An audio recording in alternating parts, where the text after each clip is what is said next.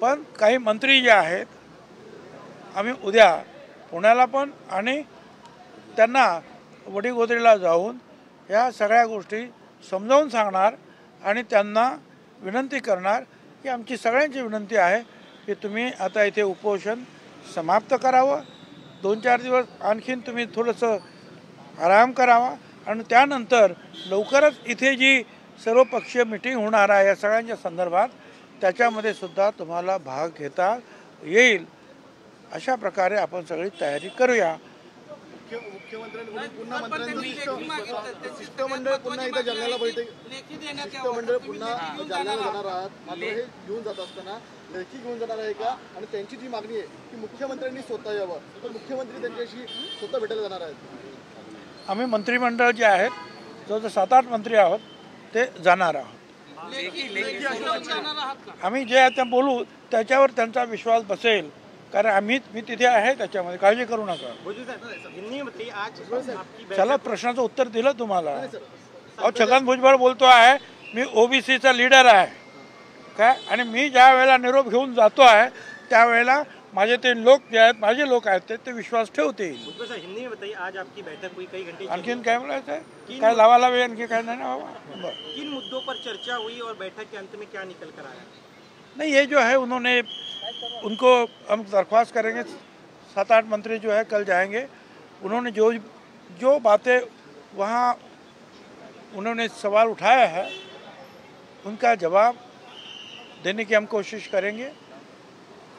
मुख्यमंत्री उपमुख्यमंत्री सारे मंत्री जो है बहुत सकारात्मक है इसके ऊपर.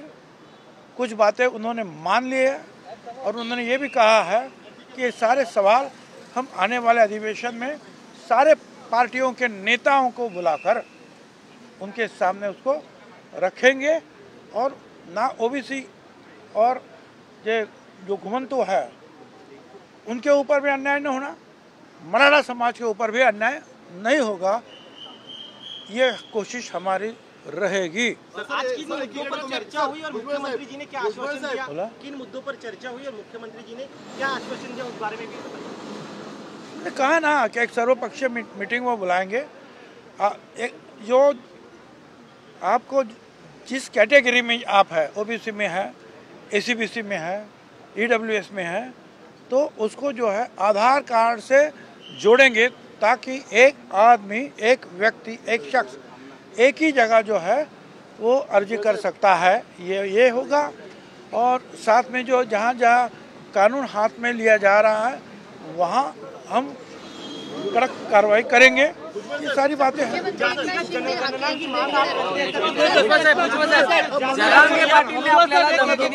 राजकीय करिअर तुमचं संपवू असं म्हणता येते. जरांगे पाटील म्हणतात भुजबळांचं राजकीय करिअर आम्ही संपवू. अरे काय झालं भुजबळ साहेब एकीकडे तुम्ही विश्वास व्यक्त करताय की मी ओबीसीचा लीडर आहे उपोषण मागे घेण्यासाठी. चला तुमचा नाही प्रश्न यांना विचार. जरांगे पाटलांनी मी तुम्हाला सांगितलं ना आता उत्तर दिलं ना बाबा. नाही सांगितलं आम्हाला सांगितलं छगन भुजबळच्या शब्दावर विश्वास आहे. जरांगे पाटलांनी आपल्याला म्हटलेलं आहे की भुजबळांचं राजकीय करिअर आम्ही उद्ध्वस्त करू. असं आहे की कुणाचंही राजकीय करिअर उद्ध्वस्त जे आहे करणारी जनता असते. एखाद दुसऱ्या माणसाचं ते काम नाही आणि जनतेचे आशीर्वाद आमच्याकडे भरपूर आहेत. काळजी करण्याचं काही कारण नाही. भुजबळ साहेब तुम्ही मागच्या काही दिवसापूर्वी ज्यावेळेला पत्रकार परिषदा घेतल्या त्यावेळेला तुम्ही कागदपत्रासहित सिद्ध दाखवलं होतं की बाबा खोट्या नोंदी केल्या जात आहेत, खोटे दाखले घेतले जात आहेत आणि याच अनुषंगानं बैठकीत चर्चा झाली परंतु कारवाईचं अजून कुठंच काय. होय त्यांनी सांगितलं.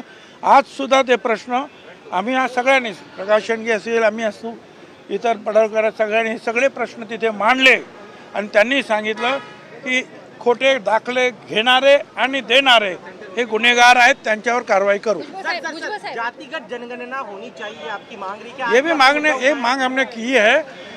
हमने मांग की है. सारे जो दूसरे जो हमारे लोग कार्यकर्ता थे उन्होंने मांग की है और उसको जो है फडणवीस साहब जो है उन्होंने भी सपोर्ट किया. ओबीसी नेत्यांशी आम्ही बोलल्यानंतर असं कळतं आहे की आजच्या बैठकीमध्ये ते समाधानी असल्याचं वाटत नाही. फक्त तुम्हाला वाटतंय तर आम्ही बघू काय करायचं.